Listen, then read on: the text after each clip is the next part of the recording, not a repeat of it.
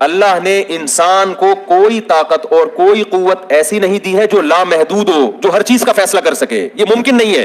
देखो, एक वजन रखा हुआ हो कहीं, आपने उस वेट को उठा के कहीं लेके जाना है, कन्वेंस का इंतजाम नहीं है, कोई जानवर की सवारी नहीं है, तो लोग आपसे क्या कहेंगे? भाई हाथ इस्तेमाल करो, खुदा ने ये हाथ क्यों दिए हैं? वजन उठाने के लिए।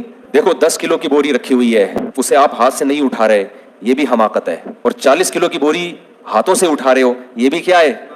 बोलो, हमाकत। खूब समझ लो, जहां अकल का दायरा कार है, अकल सही और गलत का फैसला कर सकती है, वहां भी अकल इस्तेमाल नहीं कर रहे। इस्लाम कहता है ये भी हमाकत है। वहां इस्लाम बार बार अफला ताक़िलून, अकल से काम क्यों नहीं लेते। और जहां जो चीज हमारी अकल के दायरे में नहीं आती, हमारी अकल की बाउंड्री से बाहर है, वहां भी खोपड़ी इस्तेमाल करना ये परले दर्जे की हमाकत है।